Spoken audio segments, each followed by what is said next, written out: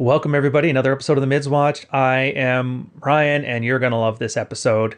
We are going over a ton of concepts with a great example from something that's probably more applicable than I'd like to admit.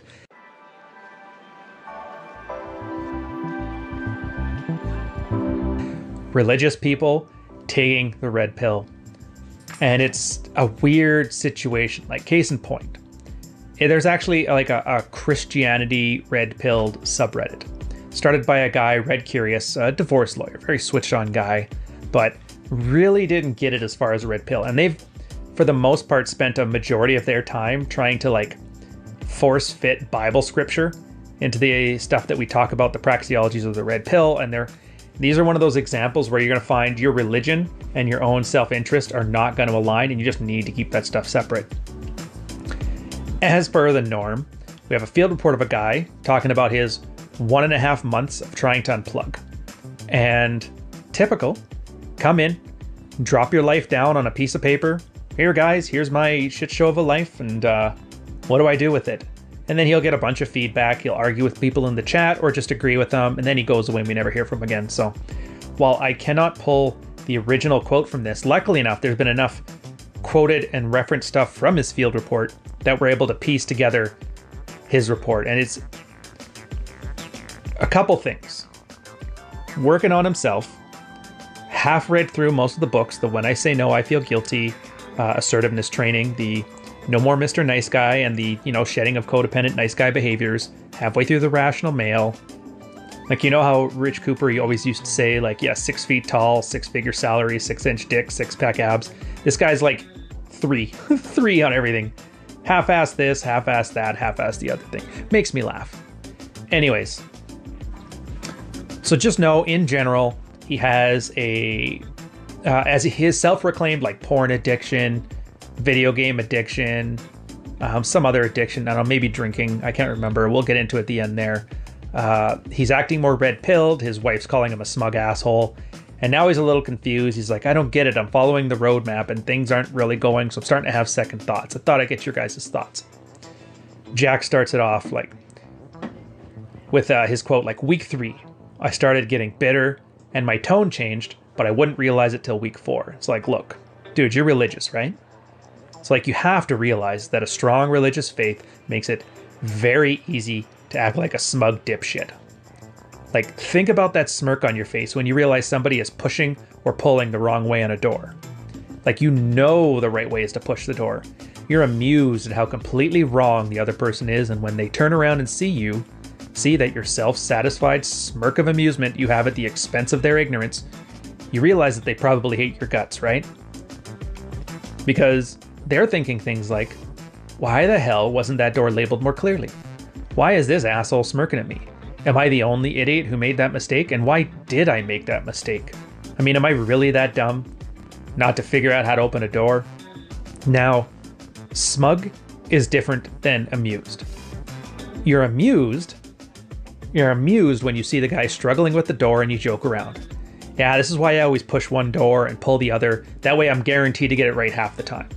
And then they laugh and you hold the door open for each other and you're both on your way. No smirk, no reaction on your part saying, it's so obvious what is right and so hilarious how wrong you are. So just realize that between your religion and your red pill reading, you have 2 sources that are suggesting to you that if you just do what they say, you will be very, very right, and a lot of people you know will be very, very wrong. You will have the answers to how things really are. You'll see a bunch of people pulling doors even though the push sign is now totally obvious, and you're going to be very easy for you to walk around like a smug dipshit. Which is what I love, because he adds next to the guy's quote, there was like, by the grace of God, I started to change. And he goes, there's your problem. But I'm going to pause that because I kind of want to go over this a bit again. Again, I don't think a lot of guys understand amuse mastery. They seem to think it's some kind of, I have the keys to the universe and you're lording them over the other person. Like you said, a smug dipshit. And that's not it.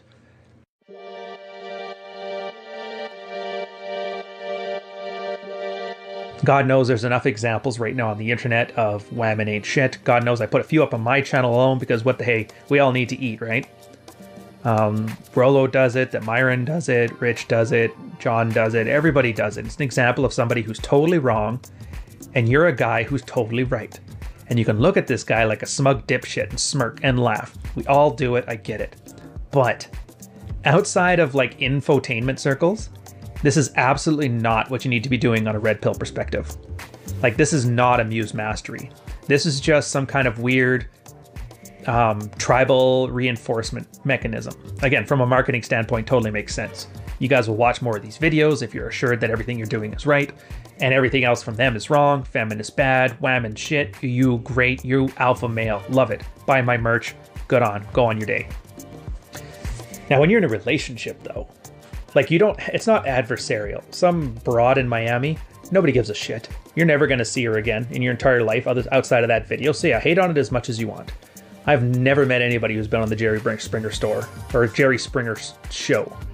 But you can be sure as shit that I've fucking yelled at them on the TV when they're, you are the baby, you're not the baby. And she threw a chair, and it's that show that's great because you actually knew the name of the bouncer. Like, indignation, I get it. In your real life though, again, that's just a way of alienating the people around you. Now, if you are red pilling yourself because you want to have more abundance and you want to have more options, well then being a smug dipshit to the people around you that may or may not be added value to your life is just a bad way to go about it. And even if they're not, let's say it's some like Karen of all Karens, you want nothing to do with her for the rest of your life. If you're being social, there's an audience. Like, that saying that know what a girl is like by how she treats the waiter? It's like somebody's watching. And so if they see you being a smug dipshit to a horrible Karen-like woman, well, all you've done is you've made it very easy to dismiss you as the asshole and her as the poor downtrodden women. We're all hardwired for that. Now, in that group of friends, there's probably another girl that maybe would have loved to date you or would have loved to hang out with you. And now she's just like, oh, that's that smug asshole that made that fat chick cry last week. I don't think I want anything to do with that.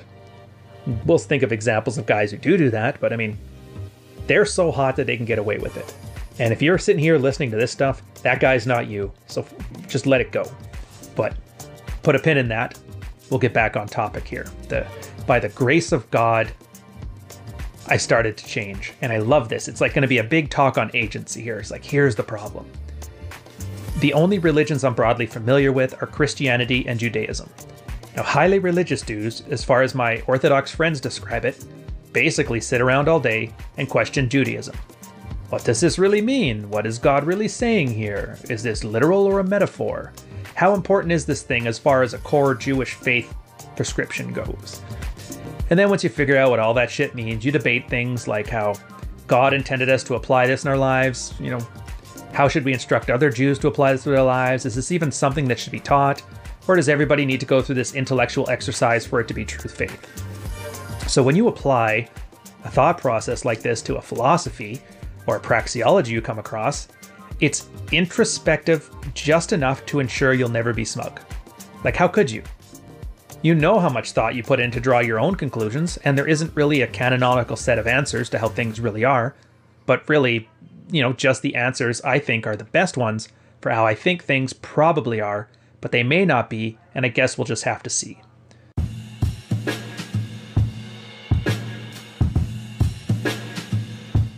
And that reminds me so much of like Real Zero Dad. He was mentioning like the big problem within the red pill space right now, and we do have like a regression of the mean issue right now. It's like you don't want to swap notes anymore. I just want your notes. You know what I mean? And it's that lack of curiosity and introspection that I think it's on all of us as creators. We're creating a generation. I mean, I should use smaller language. We're creating a small niche group of like very smug, know-it-all, unattractive men. Can't be faulted for it. I mean, we didn't tell you to be unattractive, but that's generally how it's working. Now, whose fault is that? Who cares? Whose responsibility is it not to be that guy? Well, it's yours. It's not mine. As long as you're watching, I'm happy. And that's like the creator content consumer relationships. Just accept it for what it is. Anyways, in other words, there's no totally obvious sign that indicates which direction to push or pull the door, just the direction you think you should push it or pull it. And although you could see why somebody would decide otherwise, you want to stop acting like a smug douche, start thinking like that. Because look, if you want to take all the text in your religious faith as gospel, then sure, your life, your choices. For example, I find it I find it curious, by the way, that your faith is one where your counselor is upset at your father for not judging her, but whatever. I also find it curious that he seems nonplussed by the fact that your wife punching you in the mouth. Oh wow, there was a lot in this report that I missed. So I guess his smug dipshittery got mad enough to punch him in the face, which I'm assuming then is where he got his 2x4 of justice. But I mean, when a girl switches to direct language like that, that's when you know they've run out of other options. But then again, whatever. Seriously, those whatevers are entirely sincere. I'm not being smug, and I'm not being smug because should a father judge his daughter for having a child out of wedlock? Is that the kind of question I'd think about for a while? Like, what does it mean to judge somebody? Is your judgment meaningful if you still otherwise interact with that person as normal? Does forgiveness imply you've stopped judging them? So whatever your counselor's answer, I wouldn't respond all smug and think, your brainwashed religious idiot only thinks that because he believes in the visible sky fairies in the clouds, because I fundamentally recognize that questions and answers about the moral consequences of things like fornication and adultery are entirely subjective, and even if somebody is dead wrong, I could also be exactly as dead wrong, just in a different way. Man, I wish I could pull out what that bit was.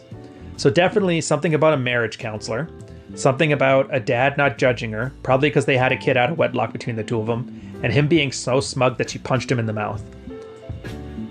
Like, isn't it funny? Like, there's so many steps, so many. If you were like observing the person in front of you, like I always talk about OODA loops, observe, orient, decide, and act, as a way of acting on the world better, as like an iterative process. Like, you have to avoid so many observations to get to that point. I could definitely, because no ass whooping falls out of the sky. There's body language demeanor. There's conversation changes. There is, like, you can usually tell when somebody's going to get ready to throw a punch.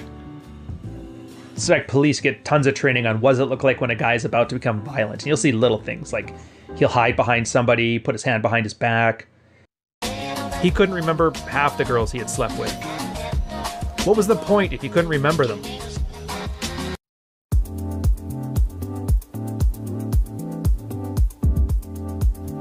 You know, eventually stops talking, just starts giving you the mean mug, all that stuff. But yeah, he missed all of that until he got popped in the nose. Then all of a sudden he starts to realize, oh, maybe I'm not doing this thing right. So if you choose to live your life as a religious moral objectivist, then again, your life and more power to you. But realize this is a terrible approach to the red pill. That you're reading a bunch of text written by mostly anonymous strangers on the internet, and they all write like they have the answers to how things really are, but they don't. They definitely don't have the answers to how things really are in your life, and you should probably place some importance on that. Again, a lot of guys kind of misconstrue this. Like, there's a lot of times where a lot of things come out, and this is why I'm always harping on, don't worry about if red pill is true. Just worry about if it's useful. Again, whether this is true or not is irrelevant. We could be wrong, 100% wrong. As long as the outcomes are good, that's good enough. And that's what he's talking about here with like moral objectivism. That's actually what Christianity and the female mind in general speak of. There is a single moral hierarchy. Things are less moral and things are more moral, but it's a single axis thing. And a lot of the times when you're getting in arguments, either from a religious standpoint, from a feminine standpoint, the argument becomes establishing like a dominance, like who's higher status than the other person, because then that person gets to decide where the morality is. Absolutely funny. It kind of makes sense actually why Christianity went with like a monotheistic God, because then it's like, okay, all of these stupid arguments that cause, basically they can cause wars. Hatfields and McCoys, you know, men versus women, all that. At least they could say, well, Jesus is kind of above all that, so he wins this argument. And it gave people, again, a way to speak in the feminine without having to worry about just like constant infighting. Now you can map Christianity and women together in this however you want. I'm not going to preach it much farther. The point is here, though, just from a red pill perspective, there is no moral objectivism. It's all subjective. If I do something, it could be good for me, it could be bad for me. And it could be good for you and it could be bad for you, but those things aren't related. So for us, from a moral subjective standpoint, if I do something that's good for me and the people I care about, I would consider that morally good. If you do something that's good for you and your family, but bad for me and mine, I would consider that morally bad. But you see what I mean there? It's all focused on that mental point of origin, and God knows, guys like Rollo and me have been blabbing about mental point of origin for 5-6 years now, and everybody still sees it and then still tries to pigeonhole moral objectivism into it, but whatever. Anyway, so he goes like, but dude, red pill? Like whatever answers you think you got from the book of James, you cannot have the same mindset towards any red pill text that you read. You really cannot go into this expressing emotions that you don't even realize you feel, because if you do, you'll be unable to own your shit, because you aren't even letting yourself comprehend your shit, seriously. Just your own post, you said, so some time happened, and I forgot a lot of what happened. Like seriously, are you this incapable of remembering your recent past? I assume you're not sort of Christian denomination that encourages drug use to the point of short-term memory loss, but then again, everything you wrote screams of a person who is so fucking sure he has the answers to how things really are that he never even has to think about whether it's actually true or not.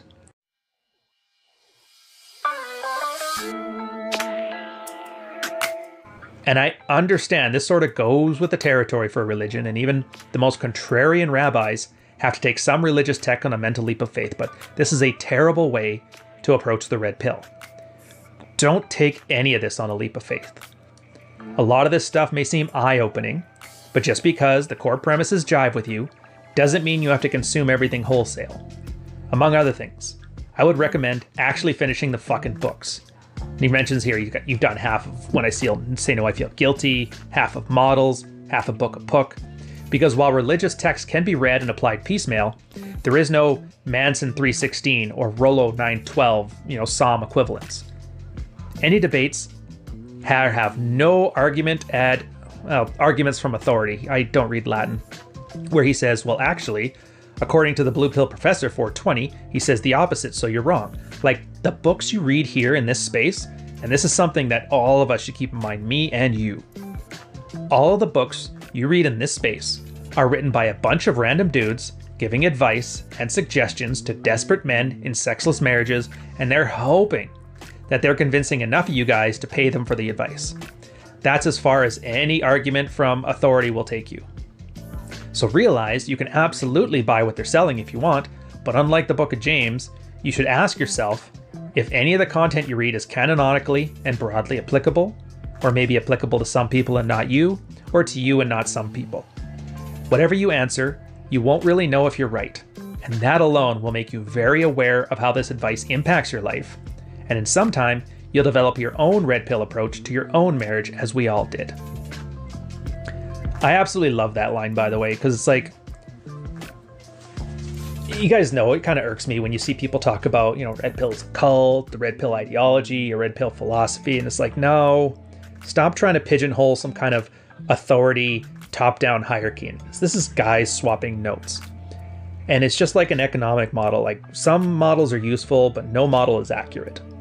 None of this stuff is accurate. It's a bunch of guys who assume we have all the answers, and so we write stuff down. We can jive in with other people, and I've talked about it before, where it's like convergent evidence. The idea is I have a loosey-goosey experiment on my own life where I do this, and sex life improves, or marriage improves, and whatever metrics you want to use, and that works for me. And then, a couple other guys write something that's similar, and it all kind of points in a single direction. That gives every one of those little half-assed, loosey-goosey experiments a little more credibility, because it looks like, look, you can half-ass this, but you're still going to kind of drive in this direction, so just continue to drive in this direction and things will work out. Doesn't always mean it's right. Doesn't mean it's true. It just means that's the best what we've got to go for. And every single guy who's made anything of note has never just done like, here's Rollo's roadmap, and I followed paint by number style to follow my thing. They took all this stuff. Some of it applied, some of it they got mad at. We used to have fights over like the nuances between certain things. And those were good fights because like, look, your moral objectivism thing didn't matter for a lick in my life. Well, actually, I think it did for my life. And that's the fight. When you realize, okay, that's probably not a core thing, but it's all specific to your relationship. So if you're in a devout Christian household, it's probably some moral objectivism thing might make more sense to you because, yeah, you got to put Jesus first. Maybe if you're in a secular household, not so much. But the point is, you need to be self-aware enough to know this.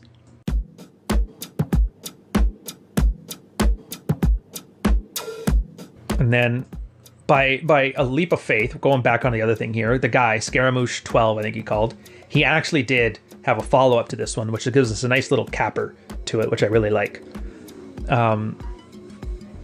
So he responded to the smug dipshit stuff, and he goes, "You're right. I'm a smug dipshit, and a religious veneer only exasperates it, and it's a terrible way to approach the red pill.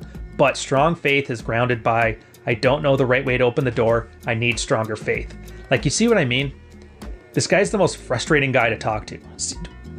If you guys don't know, what he did there is he did like that art of the deal Trump thing. You agree with somebody and then throw a but in the middle and then say what you were going to say anyway. And that way the other person thinks, oh, you've really been listening to me. Everything that went before the but there, you can just flat out ignore. What he said is, yeah, that strong faith makes it very easy for you to look like a smug dipshit. And the guy's like, yeah, but strong faith is grounded by, I don't know the right way, so I need more. And he goes like, let he is without smugness cast the first stone. That's a joke. But I wonder, is it possible to say you're not smug without being smug? It feels like it's the kind of discourse you ascribe to Orthodox Jews, and I appreciate it. I don't even know what that one means, but like, this is the frustrating part. It's like, you're not talking to a person. You're talking to a guy who's like, as you talk to him, he's trying to process it through the book instead of like listening, applying, parsing, and then seeing, like, you don't see any humility in there. You see like a faux humility. It's like, I don't have to be humble. God's definitely the truth. It's like, he might be right, but you ain't. And then he goes to the part where they were talking about, you can't even own your shit if you're not even going to be self-aware about the shit. He goes, yes, I'm incapable and absent-minded. I think this is a Christian thing particularly, by the way, because there's like a glut of guys in here that will do this. They will absolutely double down in the same way that like a kid who got bullied. Like, I'm sure anybody remembers from high school. You remember that kid that used to get bullied? They'd make fun of him and call him names. And then instead of like arguing, the kid would just like agree wholeheartedly. It's like, absolutely, I am a big fucking nerd. Yeah, for sure. It's like one of those, any attention is good attention. And it's like, I don't know, it never rubbed me the right way. It's like, if you're calling somebody a smug dipshit, you're not doing that because you want him to smile and agree with you. You're saying that because you want to get a reaction out of him, like to snap him out of his trance. But in this case, he's straight back into it. And he says, like, I'm also a slow writer and I didn't want to write out every inane detail. The big reason for my post was trying to comprehend this stuff. A lot happened in the last month and a half.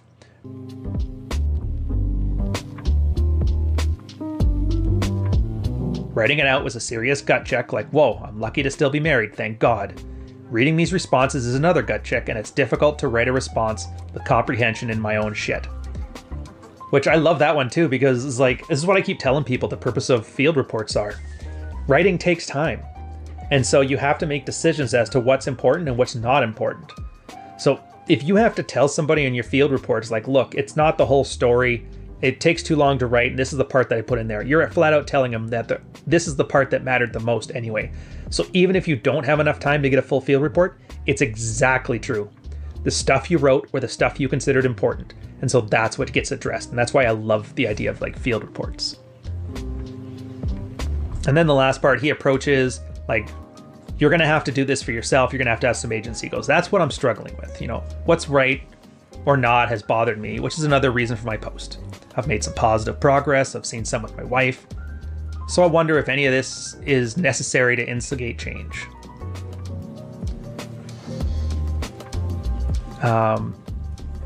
Yeah, continuous improvement is a necessity and self-reflection a requirement, but so is the calm embrace of humility and my overflowing ignorance. God, I hate how he writes like this. I don't really know if I'm right, but I won't really know it either. I need to quit worrying so much about it and just hold fast to my faith in God. And again, it's the most frustrating thing ever to have conversations with guys like this. This is why I stopped doing consults, because it's like, you're not reaching the person. You're not having a conversation with the person. He just keeps saying the same things over and over. And Jack, you can tell he gets frustrated too.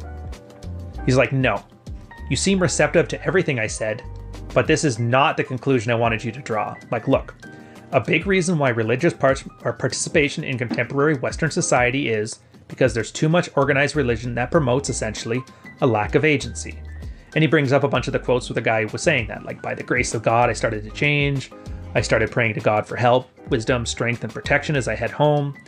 The opportunity to see God at work. I give thanks to the Holy Spirit. So like, you see all this shit that happens in your life, good or bad, is just because of God.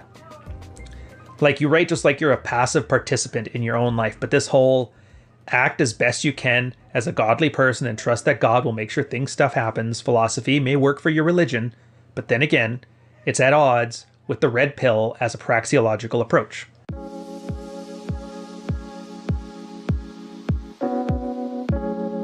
And he's like, yeah, I don't know if I'm right. I don't know if I worry so much. Just have faith. He's like, oh, it's not a binary choice, man.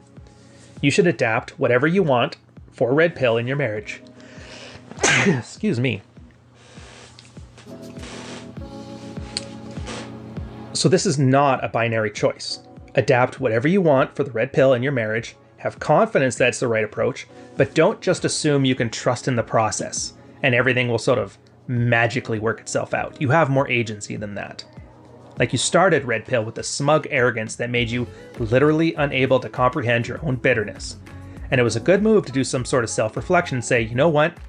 I'm having some really negative interactions with my wife now. I should think about this more. But the conclusion should not be, I don't know anything because the only one who knows about this is Jesus. So really that's more important than anything I do, red pill or otherwise. So like, again, he repeats, it's like, dude, you have more agency than that. And you need to act like you do. Otherwise, this is just going to be a fucking mess. And I can tell you're deep in your faith, so you're likely going to have to reject what he's about to say wholesale, but here it goes anyway. And this is the part that was kind of neat. Like, I really wish the old report was here. So I guess in the original one, the guy's like, my issues included porn use, video games, anger, and lack of career success. I realized my need for a savior and embraced the gospel of Jesus' resurrection. And by the grace of God, I started to change. Like, your real problems were addictive behavior of consumptive activities and an emotional immaturity that caused you to struggle with regulating your emotions. Some people think 12-step programs are laced with too much religion, especially the step that says you should put faith in a higher power. But what it's just saying is, accept that the reality in your mind does not trump actual reality. Denial over addictive and consumptive behavior is all fueled by the delusion that it's not destructive and damaging behavior after all. You notice he didn't say addictive? I don't think he did. No, addictive, but not addiction. Thank you. Yeah, and you're just a perfectly healthy and functioning, productive individual, and it's not really a problem. Like, having faith in a higher power needs to be a metaphor that you recognize there's an actual reality out there. One where you're a destructive addict, harming yourself and your loved ones with your behavior, and willingly acknowledged that all this faith in a higher power has to mean that. I wish I could put that on a frame, man. Add that to merch. Put that in a coffee cup. It's another thing, too, about the Whisper article that Rollo and I quote all the time, where that's the other thing. There's a moral objectivism, but then there is a subjective nature of all this shit. What do they call it? Moral relativism. Oh, truth. Objective reality versus a subjective reality. In reality, there's just one reality. There's a truth. There's things that happen that are more or less predictable. Makes it more true or less true. And when a lot of guys argue about, like, they use the God, like God's plan, explain God's way, talking about yourself like you're a passive member in it, it kind of treats it as like truth as if it's a quotified experience. And it's not the case. But a lot of guys like living that lie. We're kind of hardwired to believe in lies. The only difference is we used to only believe in lies that were useful because lies that weren't useful tended to get us killed. But now we don't die anymore, so we can believe all kinds of nonsense. I've just described Q to you in like a hot minute. And he's saying all this because the next step is acknowledgement. Actually doing something about this is all in your own agency. Now you took that metaphor to a very religious, literal end, and if that's what you needed to do to really grasp the severity of your behavior and modify it, then whatever, more power to you. But you seem to keep mixing up your own agency with God's.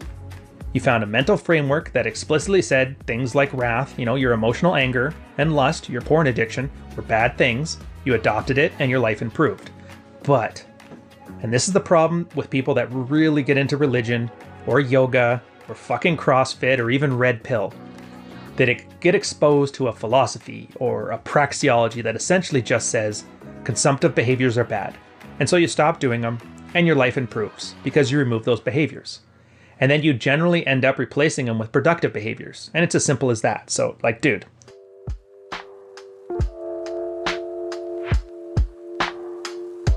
I say this because you should recognize, at least at some level, that your life didn't get better because God helped you stop compulsively jacking off to porn.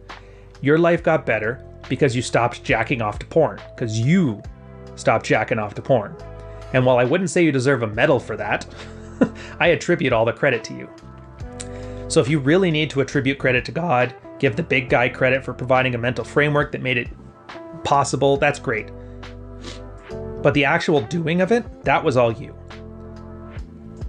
And that's the problem with anyone that seems like a fanatic, whether it's Christianity or CrossFit. They decide to surrender all agency to their new cause, which means they are still acting with a complete lack of agency. Not much different than their own pre-cause behavior.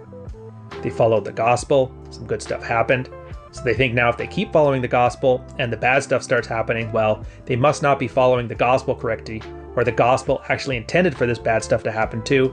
And this is why those things get labeled a cult.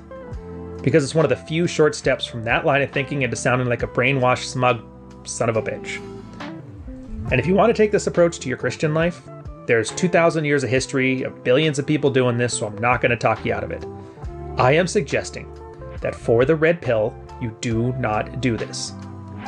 Have confidence your approach is working, but also recognize your approach is a subjective conclusion and you may want to modify it. Don't embrace your ignorance. You're not ignorant. Just embrace you came from a place of ignorance, which means that you'll be spending a lot of time on an iterative process as you continue to get less ignorant and comprehend what red pill works for you and what doesn't, as your initial conclusions or execution may be wrong, but it's entirely within your agency to decide and act on that.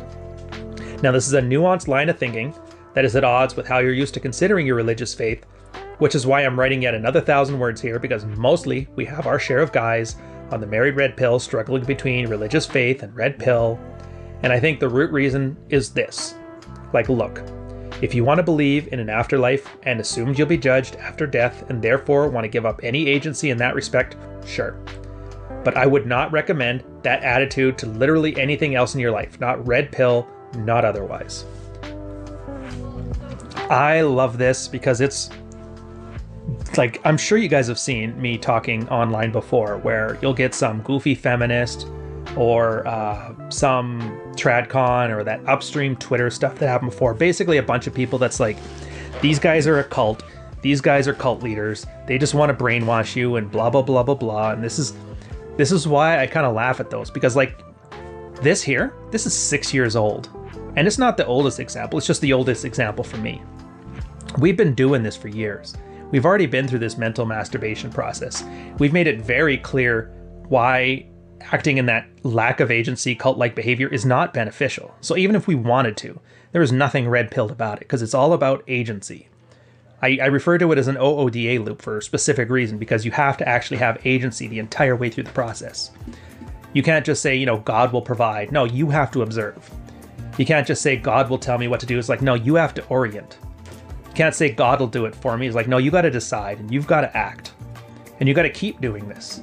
And you're going to get a lot of guys who gave you a lot of information. Hey, this stuff worked for me. That stuff worked for me. From an evil psych perspective, this stuff is useful. This stuff makes sense from a historical perspective.